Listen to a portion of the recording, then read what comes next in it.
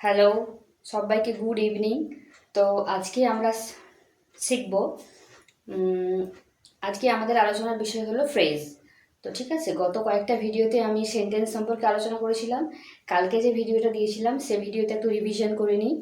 তো গতকালকে যে ভিডিওটা দিয়েছিলাম তাতে ছিল ফ্রেজ, ফ্রেজ নয় সরি, কালকে ছিল তোমার সাবজেক্ট অ্যান্ড প্রেডিকেট। তো সেটা একবার রিভিশন করে নিই। সাবজেক্ট কোনটা? না, যার সম্পর্কে কিছু বলা হবে, কোনো একটা ব্যক্তি হতে পারে, কোনো বস্তু হতে পারে, এনিথিং, যা কিছু হতে পারে তার সম্পর্কে যদি কিছু বলা হয় সেটা হচ্ছে সাবজেক্ট। আর সাবজেক্টের সম্পর্কে যদি কোনো কিছু বলা হয় সেটা হচ্ছে প্রেডিকেট। এটা হচ্ছে একদম সিম্পল ওয়েতে বোঝানো। বোঝা গেল? তো আজকের আমাদের বিষয়, কালকের টপিকটা যারা যারা ভিডিওটা দেখোনি অবশ্যই ভিডিওটা দেখে নাও। আমার পরপর অনেকগুলো ভিডিও দেওয়া হয়েছে, সব ভিডিওগুলো তোমরা ফুললি ওয়াচ করো, আর তাহলে বুঝতে পারবে। আমি এখানে ফুল ইংলিশ সম্পর্কে ফুল ডিটেলসে আলোচনা করে থাকি। তোমরা যারা ইন্টারেস্টেড হয়ে থাকবে প্রত্যেকে আমার ভিডিওটা গিয়ে দেখে নাও। তো আজকে আমাদের আলোচনার বিষয় হচ্ছে ফ্রেজ। ফ্রেজ আমরা কি সেটা পুরো ফুল ডিটেলসে আলোচনা করব। তো তোমরা ভিডিওর সঙ্গে থাকো, তাহলে সব কিছু জানতে পারবে। ওকে, তো চলো ভিডিওটা শুরু করা যাক। এখানে লিখে নিচ্ছি ফ্রেজেস।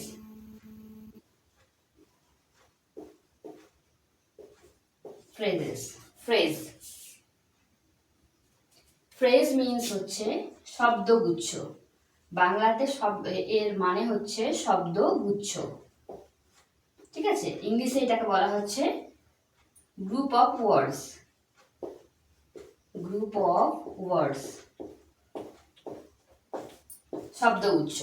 শব্দগুচ্ছ কোনগুলো? না, যে সমস্ত শব্দগুলো ওয়ার্ডস, যে সমস্ত ওয়ার্ডসগুলো, আচ্ছা প্রথমে বলে দিই ফ্রেজটা কি, কাকে বলে। তো ফ্রেজের ক্রাইটেরিয়াগুলো প্রথমে আমরা জেনে নিই। 1 নম্বর হচ্ছে ফ্রেজের মধ্যে কিন্তু কোনো রকম do not contain any finite verb, কোনো রকম ফাইনাইট ভার্ব থাকবে না। 2 নম্বর হচ্ছে used as single part of speech. Used as single parts of speech, parts of speech হিসেবে ইউজ হবে, আর কোনো রকম ফাইনাইট ভার্ব থাকবে না। এটা হচ্ছে মূল মূল ক্রাইটেরিয়া। এই দুটো জিনিস মাথার মধ্যে ঢুকিয়ে নাও, ঠিক আছে। তো এই ফ্রেজগুলো কিন্তু 1 নম্বর বলছি, এখানে একটু লিখে নিই। ফ্রেজগুলো ইউজ হয় অ্যাকচুয়ালি যখন এই ফ্রেজগুলো ব্যবহার হয় অ্যাডজেক্টিভ হিসেবে। যখন এটা অ্যাডজেক্টিভ হিসেবে ইউজ হয় তখন সেটাকে বলা হয় অ্যাডজেক্টিভ ফ্রেজ। যখন এটা অ্যাডভার্ব হিসেবে ইউজ হয়, অ্যাডভার্ব হিসেবে যখন ইউজ হয় তখন এটা হয়ে যায় কি অ্যাডভার্ব ফ্রেজ। আর এটা যখন নাউন হিসেবে ইউজ হয় তখন সেটাকে বলা হয় নাউন ফ্রেজ। বোঝা গেল? যখন কোনো সেন্টেন্সে অ্যাডজেক্টিভ হিসেবে ফ্রেজ ইউজ হবে তখন সেটাকে বলা হচ্ছে অ্যাডজেক্টিভ ফ্রেজ। যখন সেটা অ্যাডভার্ব ফ্রেজে ব্যবহার হবে তখন সেটাকে বলা হচ্ছে অ্যাডভার্ব ফ্রেজ। আর যখন নাউন ফ্রেজে ব্যবহার হবে তখন সেটাকে বলা হচ্ছে নাউন ফ্রেজ। 3টে পার্ট। বোঝা গেল? আজকের পার্টে আমরা আলোচনা করব অ্যাডজেক্টিভ ফ্রেজের পারপাসে।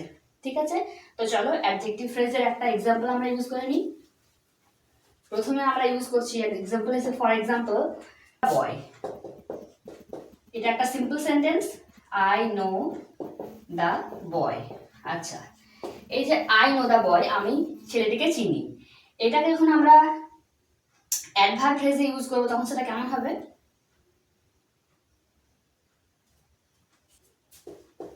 আই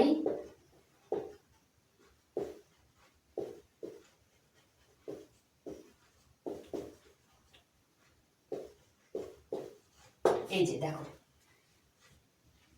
এখানে কি হচ্ছে, I know the name of the বয়। এই যে এটা হচ্ছে তোমার গ্রুপ অফ ওয়ার্ডস, এটাকে বলা হচ্ছে ফ্রেজ। বোঝা গেল? ফর এক্সাম্পল হিসেবে আমি তোমাদের ইউজ করলাম। এইটা হচ্ছে দ্য নেম অফ দ্য বয়। দেখো আমরা সিম্পল বলতে পারি কি আই নো দ্য বয়, আমি ছেলেটাকে চিনি। কিন্তু এটা যখন আমরা অ্যাডভার্ব, যখন ফ্রেজে ফেলবো যখন, সেটাকে তখন বলা হচ্ছে এটা মানে complex sentence actually. I know the name of the বয়, ঘুরিয়ে বলা হচ্ছে জিনিসটাকে। আমি সিম্পল ভাবে বলছি the I know the boy, আমি ছেলেটাকে চিনি। যখন সেটা কমপ্লেক্স হিসেবে বলা হচ্ছে তখন সেটা বলা হয়ে যাচ্ছে কি then I know the name of the boy. বোঝা গেল? তো এই হচ্ছে ব্যাপার। তো আপাতত চলো এটা একটা এক্সাম্পল হিসেবে বলে দিলাম। আরও কিছু এক্সাম্পল আমরা শিখবো। আজকে অ্যাডজেক্টিভ ফ্রেজ হিসেবে আলোচনা করছি। তো অ্যাডজেক্টিভ হিসেবে একটা এক্সাম্পল তোমাকে দিয়ে দেবো।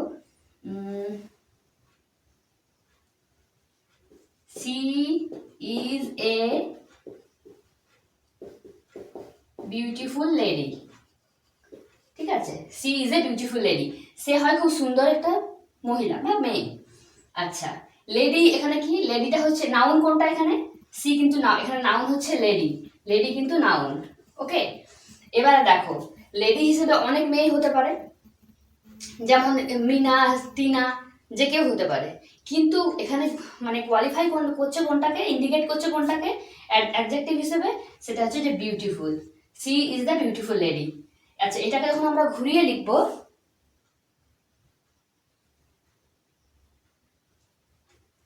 এটা এখন অ্যাডজেক্টিভ হবে, অ্যাডজেক্টিভ ভার্ব ফ্রেজ হিসেবে ইউজ হবে যখন, তখন সেটা হয়ে যাবে কি, she is a lady of beauty. কি বললাম, she is a lady of beauty.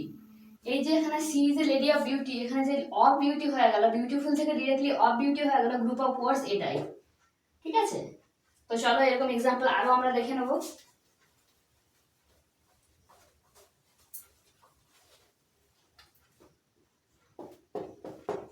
The chair is made of wood.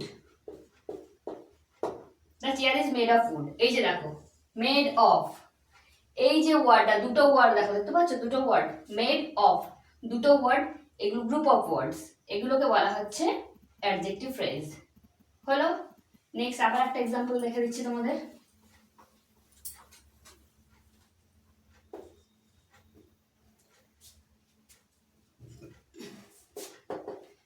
The pen is made of gold. The pen is made of gold. এই যে made of gold, এইটা হচ্ছে তোমার adjective phrase. বোঝা গেল? তো চলো আজকে অ্যাডজেক্টিভ ফ্রেজটা এখানেই শেষ করছি, আরেকবার রিভিশন করে দিচ্ছি। তো ফ্রেজ আমরা কাকে বলবো না, ফ্রেজের মধ্যে কোনো রকম ইনফিনিটিভ ভার্ব থাকবে না। 2 নম্বর হচ্ছে যে এটা ইউজড হবে as a part of speech. হলো দুটো ক্রাইটেরিয়া। আচ্ছা, এই দুটো এই ফ্রেজগুলো বেসিকলি তিনটে ভাগ না, তিনটে এতে ইউজ হয়। 1 নম্বর হচ্ছে যখন এটা অ্যাডজেক্টিভ হিসেবে ইউজ হবে তখন সেটাকে হয়ে যাবে অ্যাডজেক্টিভ ফ্রেজ, যখন সেটা অ্যাডভার্ব হিসেবে ইউজ হবে তখন সেটাকে বলা হচ্ছে অ্যাডভার্ব ফ্রেজ, আর যখন এটা নাউন হিসেবে ইউজ হবে তখন সেটাকে বলা হচ্ছে নাউন ফ্রেজ। তিনটে ফ্রেজ। তো আজকের সেশনে আমি তোমাদের অ্যাডজেক্টিভ ফ্রেজটাই বললাম। আপাতত ভিডিওটা অনেক লেন্দি হয়ে যাবে, সো এই জন্য আজকে আমি শুধু জাস্ট অ্যাডজেক্টিভটা আলোচনা করলাম। নেক্সট ভিডিওতে তোমরা অবশ্যই পেয়ে যাবে, পরপর দুটো পার্ট আমি ইউজ করে দেবো।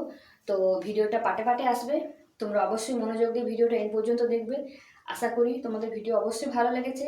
ভিডিও ভালো লাগলে অবশ্যই চ্যানেলটা সাবস্ক্রাইব করে দিও, আর পাশে থাকা বেল বাটনে অবশ্যই প্রেস করে দিও নোটিফিকেশান পাওয়ার জন্য। তো চলো ভিডিওটা এখানেই শেষ করছি, সবাইকে